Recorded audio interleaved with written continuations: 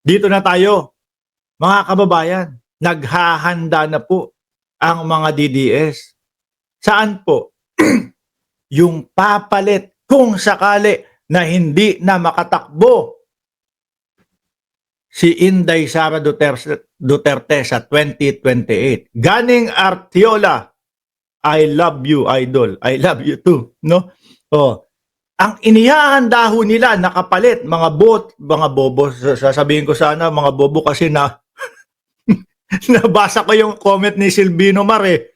Oh, ang inihahanda nilang kapalit ho, mga kababayan, ni Inday Sara Duterte kung sakaling hindi napayagan o madiskwalipika sa susunod na presidential election, Robin Padilla. Ano po? Si Robin Padilla na ayaw po sa dinastiya. Si Robin Padilla na Duterte sa halal. ayan si Robin Padilla na ayaw sa dinastiya, nagpasa ng bill o gustong maipasa yung bill na anti-dynasty law. Nung nagsalita po si Inday Sara Duterte, baka 3 Duterte ang tumakbo sa Senado. Siya pa ho yung unang nagsaya. Si Robin Padilla. Biruin mo, no? Magkakaroon tayo ng presidente. Yung mga gusto niyang maging batas, siya unang-unang kokontra. Ano? Pagkakampi niya yung mga gagawa. Bakit to? Kasi nga sabi ko, di ba? Nagpasa sila ng bill anti-dynasty. Tapos mga ilang linggo makalipas, nagpahayag si Inday Sara Duterte, 3 Duterte daw yung tatakbo sa Senado. Naalala niyo ho 'yon? Naalala niyo ho 'yon, mga kababayan? Kaso po, negatibo ang naging reaksyon ng sambayan ng Pilipino. Ayaw! Dahil ayaw, mga kababayan, hindi nila tinuloy. Testing the water yun. Pero unang nagpunyagi ho doon, mga bossing, o nagsaya, si Robin Padilla. No? Biruin niyo ho yun. Siya mismo ang unang kumontra. Si Robin Padilla, na kapag ka nandoon sa hearing, nagbabasa ng kung ano-ano, base po doon sa diskusyon nila ni Coco Pimentel, anak ng tinapa. Pagkahaba-haba nung binasa, ang sasabihin lang ni Coco Pimentel, napakalayo po niyang sinabi ninyo o binasa ninyo, sir. Anak ng tinapa. Tapos, final answer nyo na yan, mga DDS, si Robin Padilla talaga. Ako ho, mga bossing, idol ko si Robin Padilla. Ano? Pagdating po sa pag-acting, pagdating po sa pelikulang Pilipino, maniniwala kayo sa akin, talagang kapag ito gumawa pa ng isang pelikula, panigurado, isa po ako sa manonood. Pagdating po sa pelikula. Pero pagdating po sa Senado, bilang isang senador, hindi po, mga kababayan, no? Game, ano ba tong balita na ito? Ikinakasa na si Robin Padilla. Naghahanda na ang kampo ng mga Duterte kung sakaling hindi makatatakbo si Vice President Sara Duterte sa halalan sa susunod na taon. Sa isang pahayag, sinabi ni dating Chief Presidential Legal Counsel Salvador Panelo. si Butiki. Sabi doon sa isang sabi doon sa isang topic natin, pangalan daw ni Panelo, Butiki. Team China daw no? Tapos ano yung pangalan ni Robin Padilla sa Team China? La Fang. Sigurado na kaya talaga ang mga DDS?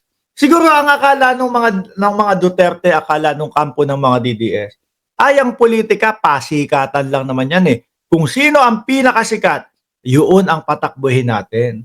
Akala ho nila ganun, mga bossing. Hindi ho nila ata alam na nag-iisip ang mamamayang Pilipino. Yung 2022 election na nagnumero 1 po, si Robin Padilla sa pagkasenador, mga kababayan. Nako, majority ng bumoto sa kanya nagsisisi. Isa na ho ako doon, mga kababayan. Isa ho ako doon, mga boss chief mo, sir. Kaya nga sabi ko sa inyo, hindi ako boboto. Hindi ko lalahatin yung ini-endorso ng ating Pangulo. Mga bossing. Bakit? Nandun din si Robin Padilla doon sa unit team eh. Di ba? Oh. Tapos tingnan nyo po ang nangyari. Sayang ang isang posisyon na pinapasweldo ng taong bayan. Makita mo, lapang lang ng lapang. Di ba? Makita mo, puro chicha lang. Makikipagdebate, ang layo-layo ng idinedebate. Paano to, mga kababayan? Kaya, bumalabso. Naniniwala ako, yung talagang kakarampot na may alam po diyan sa mga DDS, hindi din ho iboboto tong si Robin Padilla eh. Sa pagka-presidente, ano yun? Lokohan na yun. Usap na sila ni former President Rodrigo Duterte at plano nilang patakbuhin si Senator Robin Padilla bilang Pangulo sa 2028 kung madidisqualify si Vice President Sara Duterte. Akala ko ba sigurado na kayo na yung impeachment ni Inday Sara Duterte walang mangyayari. Mababasura lang. Bakit meron na kayong paghahanda nito? Ibig sabihin, diskumpiyado din kayong manalo. Napakalabuhong ipanalo nun, mga bossing. No? Palagay ko lang ho. Bakit? Nag-uumapaw po yung ebidensya, mga kababayan. Biruin mo, simulan mo sa bribery, yung mga pasobre-sobre. Napakadaming taong mismong magpapatunay. Kaya pala si Michael Poa inilagay na para sa legal, siguro para hindi na matanong. Michael Poa, yung sobrang natanggap mo ganito para hindi na siya matanong. Ang galing na diskarte doon Pero meron pa din pong mga nakatanggap ng sobre. Yun po isa bribery. Pangalawa po, mismong tayo, mamamayang Pilipino, napanood po natin yung pagbabanta sa buhay ng Pangulo, asawa ng Pangulo, at pinsan ng Pangulo. Di ba? Yung confidential funds, eto ho, mga kababayan, hindi lang pala Mary Grace Piatos na nag-iisang Piatos ang nakatanggap. Buong pamilya Piatos pala ang nakatanggap, mga bossing. Lahat ho yun. Lahat ho yun, kayang-kayang ipaliwanag ng simpleng mamamayang Pilipino. Tuloy. Sakaling matalo sa impeachment trial, tiwala si Panelo na malaki ang tsansa na manalo ni Senator Padilla kung itong ipapalit nila kay BP Sara. Anya, nakausap na niya si Senator Padilla tungkol dito at speechless umano ang senador sa plano ng kanyang partido. Diyos ko po. Sabi ni Mac, gameplay. Asan ang pundo ng PhilHealth? Di ba pinag-uusapan niya sa Supreme Court? Doon ka na lang sa Supreme Court makinig.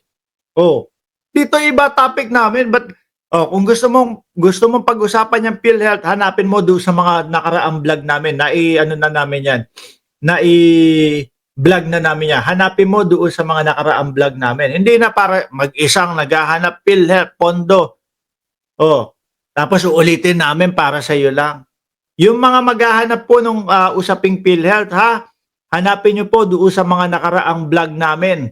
Mapapanood nyo doon yun, no? Dito, ang namin, topic namin, ito, tapos mag-isa, mahanapin, asan ang PhilHealth? Mark Ramos, nasan ang pundo ng PhilHealth? Hanapin nyo doon! Di ba? Nandiyan yan, na-topic na namin yan at hindi na namin uulitin yan. Ito ayaw nyo bang pag-usapan? Yung sinasabi na si Robin Padilla ang patatakbuhin na presidente? Ayaw nyo pag-usapan yan? Pati kayong mga DDS, ayaw nyo kay Robin Padilla. Ayaw nyo kay Robin Padilla, di ba? Ayaw nitong mga to kay Robin Padilla. Hindi sila pabor, mga kababayan.